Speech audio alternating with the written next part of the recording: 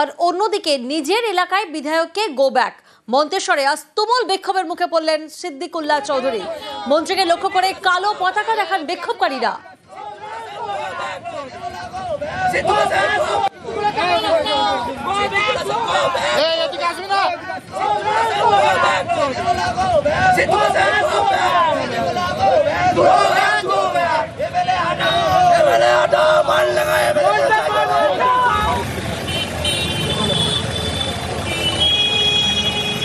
কেন এই বিক্ষোভ? মন্তেশ্বর পঞ্চায়েত প্রধান কি বলছেন শুনুন। আমাদের এখানে যে তোলাবাজ, ধান্দাবাজ, চিটিংবাজ মন্ত্রী আছে, শুধুমাত্র তোলা ছাড়া কিছু বোঝে না। স্বাধীনতার পর প্রথম ক্যাবিনেট মন্ত্রী পেয়েছি, কিন্তু আমরা কি দেখলাম? সাধারণ মানুষের সব আশা থাকে না ডাল গম বাড়ির। কিছু মানুষের সার্টিফিকেটের প্রয়োজন হয়, যেমন ছাত্রছাত্রীদের, মেডিকেলের, সেই সমস্ত সার্টিফিকেট থেকে এই এলাকার মানুষ বঞ্চিত হয়েছে। তাই এলাকার মানুষ আজ বিক্ষোভ দেখাইছে। আজকে পরিযায়ী শ্রমিকের মতো তিনি এসছেন, কিছু তোলাবাজকে নিয়ে, কিছু গুন্ডাকে নিয়ে। মন্তেশ্বরের সাধারণ মানুষ আজকে 4 বছর পর আজকে দালালি করতে এসছে। মন্তেশ্বরের মানুষ জবাব দিচ্ছে। বিক্ষোভের জন্য দলেরই একাংশের বিরুদ্ধে অভিযোগ সিদ্দিকুল্লাহ। আমি বুঝতে পারছি না, এই সমস্ত ভাড়াটে মুখ, এরা দল করে না, এরা একেবারে গুন্ডা বাহিনী। এদেরকে ভাড়া করা হয়েছে। এদের সাথে মাওবাদীটা তো যুক্ত নেই। এরা শক্তি পেল কি করে? ওই চোখের উপরে নুন পড়েছে এখন। যারা এসেছে আমি এদের কোনোদিন দেখিনি, না এরা বুথ এজেন্ট, না বুথ কর্মী, না অঞ্চলের কর্মী। নেতারা লেলিয়ে দিয়েছে পয়সা দিয়ে। ওরা আমার নাম জানে ভালো করে, কারণ তোলাবাজি। যদিও পূর্ব বর্ধমানের তৃণমূল জেলা সভাপতির দাবি, বিক্ষোভে দলের কেউই ছিলেন না। আমি তো যতদূর খবর নিলাম তাতে তৃণমূলের নেতৃস্থানীয় কেউ সেখানে ছিল না। সাধারণ মানুষ এই বিক্ষোভটা দেখিয়েছে, কিন্তু কেন এই জনরোষ সেটা জানতে পারিনি। আমরা খবর নিয়ে দেখছি যে যাতে সমস্যাগুলো না থাকে। বলছি, সাধারণ মানুষের একটা দীর্ঘদিনের দাবি যে 4 বছর উনি এলাকায় ঢুকে কোনো পরিষেবা মানুষকে দেননি। সাধারণ মানুষ বলতেই পারে কাজ না হলে, এটা খবর নিয়ে দেখতে হবে। প্রথমে বিক্ষোভ আর তারপর মন্তেশ্বরে মন্ত্রী সিদ্দিকুল্লাহর গাড়ি ভাঙচুরের অভিযোগ। মালডাঙ্গায় সিদ্দিকুল্লাহ চৌধুরীর গাড়ি ভাঙচুরের অভিযোগ উঠেছে। ক্ষোভ উগরে দিয়েছেন মন্ত্রী। রিপোর্ট চাইল জেলা সভাপতি।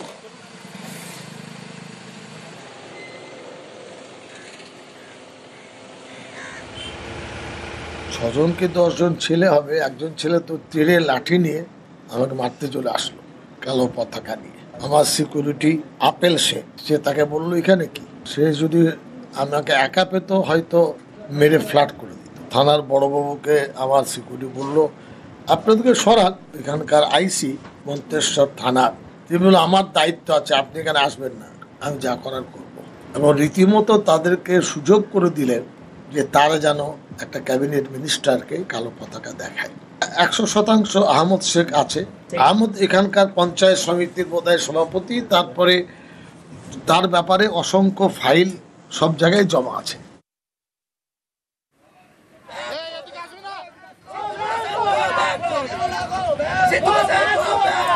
এবং দুটো ছবি এই মুহূর্তে আপনারা দেখছেন, একদিকে কালো পতাকা আর অন্যদিকে গাড়ি ভাঙচুর। মন্ত্রীকে লক্ষ্য করে কালো পতাকা, পাশাপাশি গাড়ি ভাঙচুর মন্তেশ্বরে।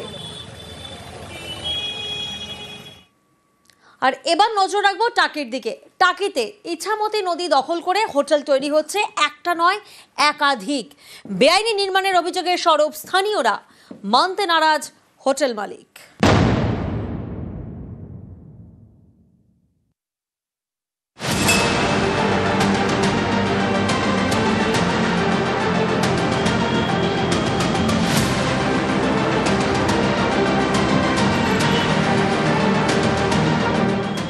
এটা ইছামতি নদী।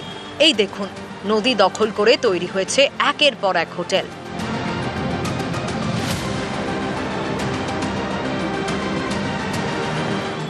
জোয়ারের জল আছড়ে পড়ে হোটেলের দেওয়ালে। উত্তর 24 পরগনার টাকি। গা ঘেঁষে বয়ে গিয়েছে ইছামতি নদী, অনেক পর্যটকের পছন্দের ডেস্টিনেশন। এমন একটি জায়গায় নদী দখল করে তৈরি হয়েছে একের পর এক হোটেল। অভিযোগ, এই হোটেল তৈরির জন্য কোনো নিয়ম মানা হয়নি, নদী থেকে নির্দিষ্ট দূরত্ব রাখা হয়নি। এর বিরুদ্ধে সরব স্থানীয়রা। প্রশাসনের বিভিন্ন দপ্তরে অভিযোগও জানানো হয়েছে। তাদের আশঙ্কা, এভাবে নদীর পাড় ঘেঁষে হোটেল তৈরি হওয়ায় যখন তখন বিপদ হতে পারে। এ নিয়ে কলকাতা হাইকোর্টের দ্বারস্থ হয়েছেন এক আইনজীবী। এইভাবে হোটেলগুলোকে খুব বিপজ্জনক অবস্থায় কনস্ট্রাকশন করে একটা পর্যটকদের টানবার যে একটা উদ্দেশ্য, কিন্তু প্রফেশনাল কারণের উদ্দেশ্যের জন্য কত পর্যটকের যে প্রাণহানির সম্ভাবনা হতে পারে, এটাকে সম্পূর্ণরূপে তুচ্ছ করে আজকে যে পরিস্থিতি তৈরি হয়েছে, এটা আমার মনে হয়েছে একটা মহামান্য আদালতের কাছে তুলে ধরাটা খুব দরকার। শুধু অবৈধ নয়, ওর পাশাপাশি আরও 2-3টে গেস্ট হাউস আছে, এ সবই নদীর ভেতরে এবং এগুলো আইনত নিষিদ্ধ হওয়া উচিত। কিন্তু পাশাপাশি নদীকে যেভাবে এরা আটকে ফেলেছে, তাতে আগামী দিনে যদি বড় বিপর্যয় ঘটে তার জন্য দায়ী থাকবে এই গেস্ট হাউসগুলো।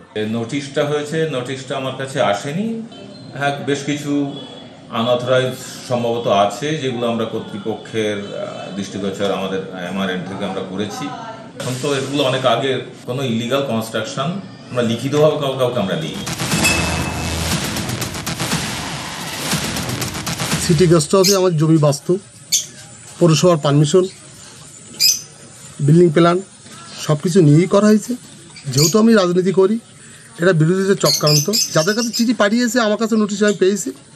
প্রশাসন আমাকে ডাকলে আমি নিশ্চয়ই তার নথিপত্র দেখাবো। বৃহস্পতিবার সকাল থেকে ইছামতি দখল করে হোটেল নির্মাণের খবর দেখায় নিউজ 18 বাংলা। এরপরেই পদক্ষেপ। আধিকারিকদের থেকে রিপোর্ট তলব করেন সেচমন্ত্রী মানস ভূঁইয়া। টাকি থেকে অনুপম সাহা, নিউজ 18 বাংলা। বাংলার বাড়ির টাকা পেয়েও ঘর তৈরিতে অনীহা, কেউ আবার বাড়ির টাকা পেয়ে জমিটাই বিক্রি করে দিয়েছেন। উত্তর দিনাজপুরের গোয়ালপুকুরে উপভোক্তাদের বোঝাতে বাড়ি বাড়ি যাচ্ছেন এবার প্রশাসনের আধিকারিকরা। আইনি পদক্ষেপেরও হুঁশিয়ারি দেওয়া হয়েছে।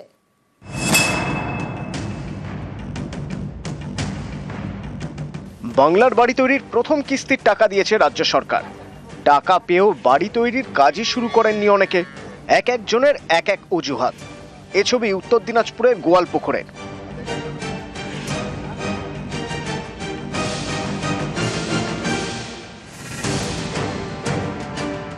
গোয়ালপুকুরের 2 নম্বর ব্লকে 11টি পঞ্চায়েত। বাংলা আবাস যোজনার প্রথম কিস্তির টাকা পেয়েছেন মোট 5013 জন উপভোক্তা। টাকা পাওয়ার পরও অন্তত 513 জন এখনো ঠিকমতো বাড়ির কাজই শুরু করেননি। কেউ আবার টাকা পেয়ে জমি বিক্রি করে দিয়েছেন। গোয়ালপুকুরের নিজামপুর 1 নম্বর গ্রাম পঞ্চায়েত এলাকায় সব থেকে বেশি অভিযোগ।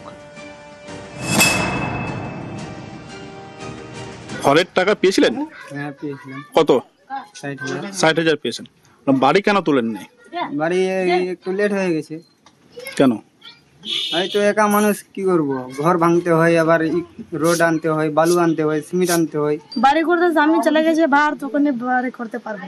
আচ্ছা, মনে করবো কাল সে কাজ করবো, একটা আছে, বালু আছে। কাল থেকে কাজ করবেন? হ্যাঁ, কাল থেকে কাজ করবো।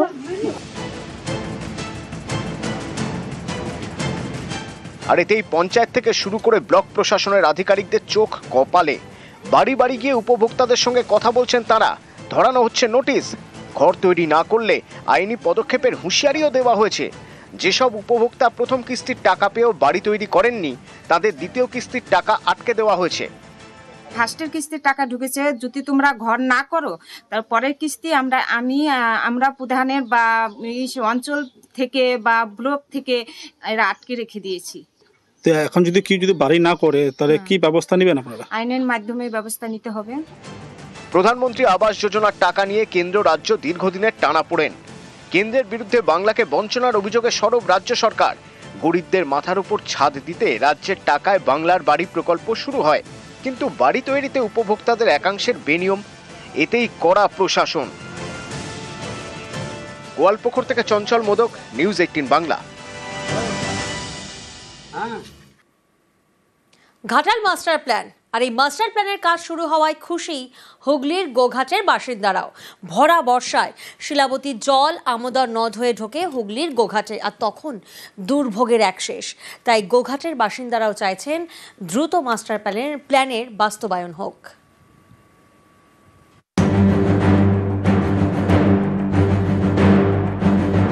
বর্ষা এলেই ঘাটালের মনে ভয়, শিলাবতীর জলে বানভাসী হওয়ার ভয়। তবে রাজ্যের টাকায় শুরু হয়েছে ঘাটাল মাস্টার প্ল্যানের কাজ। স্লুইস গেট তৈরির জন্য টাকা বরাদ্দ করেছে সেচ দপ্তর। এতে যে শুধু ঘাটালের মনে স্বস্তি এমন নয়, হুগলির গোঘাটও আশাবাদী। কারণ ঘাটাল ভাসলে গোঘাটের একাংশও ভাসে। হুগলির গোঘাট পশ্চিম মেদিনীপুরের ঘাটাল লাগোয়া। গোঘাটের আমোদর নদ গিয়ে মিশেছে ঘাটালের শিলাবতী নদীর সঙ্গে। বৃষ্টিতে শিলাবতীর জল বাড়লে ঘাটাল লাগোয়া গোঘাটের আমোদর নদের জলও বাড়ে। আর তার জেরেই গোঘাটে ঢোকে শিলাবতীর জল। কয়েকদিন আগেও বানভাসী হয়েছে গোঘাটের বিস্তীর্ণ এলাকা। জমিতে জল জমে তিল, বাদাম, পাট চাষে ক্ষতি হয়েছে। প্রতিবার বর্ষাকাল এলেই শিলাবতী নদীর জলে ঘাটালের পাশাপাশি প্লাবিত হয় পাশের জেলা হুগলির গোঘাটের বালি পঞ্চায়েতের একাধিক গ্রাম। ডোবে ঘর বাড়ি, চাষের জমি। ক্ষতিগ্রস্ত হয় একাধিক ফসল, তিল, বাদাম, পাট সহ একাধিক ফসল চাষিরা ঘরে তুলতে পারেন না। তাই এখানকার মানুষও অপেক্ষায় রয়েছেন ঘাটাল মাস্টার প্ল্যানের। আলুর পরবর্তী ফসলগুলো প্রতি বছরই নষ্ট হয়। ঘাটাল মাস্টার প্ল্যান তো হচ্ছে। হ্যাঁ, ঘাটাল মাস্টার প্ল্যান হচ্ছে। সঠিকভাবে যদি পরিকল্পনা মতো হয় তাহলে এটা খুবই উপকার হবে। প্র্যাকটিক্যালি এই এলাকাটা ঘাটালেরই কানেক্টেড। চাষবাসে প্রচুর ক্ষতি হয়। ফসল বলতে পাট, বাদাম, তিল এইসবের ক্ষতি। এই ঘাটাল মাস্টার প্ল্যানটা যদি হয় ভালোভাবে, তাহলে আমাদের এই গোঘাট থানা এটা দুর্ভোগটা মানে ততটা হবে না। আমি চাইবো ঘাটাল মাস্টার প্ল্যান ভালোভাবে বাস্তবায়িত হোক। এর জন্য কেন্দ্র রাজ্য উভয়েই যেন হাত বাড়ায়। যদি ঘাটাল মাস্টার প্ল্যান আমাদের চালু হয়ে যায় তাহলে সবচেয়ে উপকৃত হব আমরা। ঘাটাল মাস্টার প্ল্যান যদি রূপায়ণ সঠিকভাবে হয় তাহলে তাদের আশা এই এলাকাও কিন্তু জলমগ্ন হওয়া থেকে রক্ষা পাবে। তাই গোঘাটের বালি পঞ্চায়েতের একাধিক গ্রামের মানুষ কিন্তু চাইছেন দ্রুত রূপায়ণ হোক ঘাটাল মাস্টার প্ল্যানের। হুগলির গোঘাট থেকে শুভদীপ ঘোষ, নিউজ 18 বাংলা। 14 বছর পর পথ চলা সহজ হচ্ছে হাওড়ার বাঁকড়ার বাসিন্দাদের জন্য। কারণ 3 নম্বর পঞ্চায়েত এলাকার বাসিন্দারা পাচ্ছে নতুন রাস্তা। দেখুন কি অবস্থায় ছিল রাস্তাটা। আর এই রাস্তা সংস্কারের উদ্যোগী ডোমজুর পঞ্চায়েত সমিতি।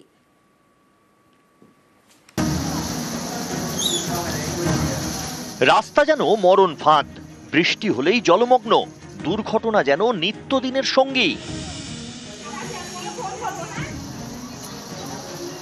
একটা দুটো নয়, 14 বছর ধরে এই রাস্তায় নাভিশ্বাস। তবে এই ছবিরই এবার বদল। হাওড়ার বাঁকড়ার 3 নম্বর পঞ্চায়েত এলাকায় রাস্তা সারাই হচ্ছে। ডোমজুর পঞ্চায়েত সমিতির উদ্যোগে রাস্তা মেরামতি হচ্ছে। 25 লক্ষ টাকা খরচে 1 কিলোমিটার রাস্তা সংস্কার হবে। এই রাস্তা দিয়ে 16 নম্বর জাতীয় সড়কে পৌঁছে যাওয়া যায়। হাওড়া আমতা রোডে যেতেও এই রাস্তাই ভরসা। বাঁকড়া 3 নম্বর হাসপাতাল রোড নতুনভাবে তৈরি হওয়ায় খুশি বাসিন্দারা। অনেক রকম টোটো ফোটো সব উল্টে গেছে, অনেক রকম মানুষের অসুবিধা হতো। তার জন্য একটা স্টেটমেন্ট নেওয়ার পরে সরকার একটা জায়গা দাঁড়িয়ে একটা রাস্তা করে দিয়ে, এটা খুবই খুশি আমরা। এত সুন্দর হয়েছে, এত বছর পর হয়েছে, তো একটা ভালো কাজ হয়েছে। মানুষ পড়ে যাচ্ছে, টোটোওয়ালা পড়ে যাচ্ছে, ভ্যান পড়ে যাচ্ছে। একটা ঢালাই রাস্তা হওয়ার পর প্রায় 8 থেকে 10 বছর সেটা লাগে ক্ষয়ক্ষতি হতে। 10 বছর হয়ে গেছে, আবার নতুন করে তৈরি করতে হবে। সামনে বর্ষা রয়েছে, মানুষের দাবি ছিল বর্ষার আগে যাতে রাস্তাটা হয়ে যায়, সেটা আমরা সম্পূর্ণ করতে পেরেছি ডোমজুর পঞ্চায়েত সমিতির মাধ্যমে। স্কুল কলেজ থেকে হাসপাতাল অথবা কর্মক্ষেত্র, গন্তব্যে বেরিয়ে রাস্তায় দেরি, কারণ রাস্তাটাই তো খারাপ। সেই সব দিন ভুলতে চলেছে হাওড়ার বাঁকড়ার 3 নম্বর পঞ্চায়েত এলাকা। রাস্তা মেরামতিতে পথ চলা হচ্ছে সহজ। শুধু বাঁকড়া 3 নয়, বাঁকড়া 1-2 সাধারণ মানুষের প্রয়োজনীয় রাস্তা 14 বছর পর তৈরি হলো।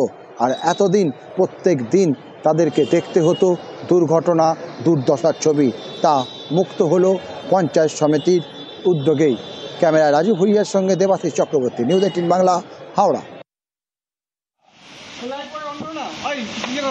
কাল থেকে ফের বৃষ্টি দক্ষিণবঙ্গে, রবিবার পর্যন্ত বিক্ষিপ্তভাবে ভারী বৃষ্টির সতর্কতা। 2 চব্বিশ পরগনা, 2 বর্ধমান, 2 মেদিনীপুরে ভারী বৃষ্টির পূর্বাভাস রয়েছে। অর্থাৎ কাল থেকে ফের বৃষ্টির সম্ভাবনা দক্ষিণবঙ্গে।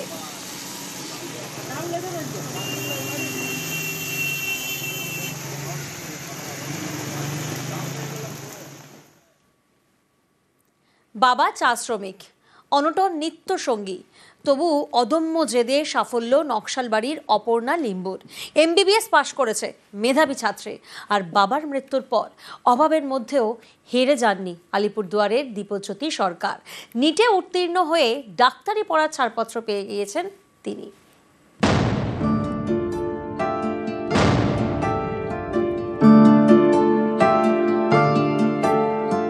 একটি কুঁড়ি, দুটি পাতা, নীল আকাশের নিচে সবজে চা বাগান, কখনো রোদ ঝিলমিল, কখনো পড়ন্ত বিকেলের নিস্তব্ধতা। রূপকথার গল্প এখানে বাস্তবই বটে। চায়ের বাগান থেকে আকাশ ছোঁয়া সাফল্য, শ্রমিক মহল্লা পেয়েছে তাদের ডাক্তার মেয়েকে। চা শ্রমিকের মেয়ের ঝুলিতে MBBS ডিগ্রি। নকশালবাড়ির অপর্ণা লিম্বু, তাঁর বাবা অটল চা বাগানের সাতভাইয়া ডিভিশনের শ্রমিক। অপর্ণার মা নেই, চা শ্রমিকের ঘরে অনটন নিত্য সঙ্গী। তার মধ্যেই ঘন্টার পর ঘন্টা ডাক্তার হওয়ার জন্য পড়াশোনা করেছেন। ডাক্তারি প্রবেশিকায় ব্যর্থ হলেও হাল ছাড়েননি। 2019-এ মুর্শিদাবাদ মেডিকেলে পড়ার সুযোগ পান। এবার MBBS পাশ করে মহল্লায় ফিরলেন চা শ্রমিকের মেয়ে। गांव से अभी विलेज टी गार्डन एरिया से मैं सबसे पहले मतलब मैं डॉक्टर बनी हूँ। सबसे खुशी तो है बहुत ज़्यादा। एज अ सर्जन बनना चाहती हूँ मैं। डॉक्टर बनने का यही था मेरा कि मैं आगे गांव वालों की हेल्प कर सकूँ। फाइनेंशियली थोड़ा बहुत टफ हुआ, लेकिन पापा को मैंने जब भी बोला कि मुझे इस चीज़ के लिए पैसे चाहिए या फिर फीस देना है, ये करना, उन्होंने कभी मना नहीं किया। उन्होंने कैसे भी करके उन्होंने हमेशा मुझे प्रोवाइड किया है। মেয়েটাকে পড়ানো, বাগানে কাজ করে অনেক টাফ। এখন আমার মেয়েটা ডক্টর হয়েছে, আমাকে খুব খুশি লাগছে।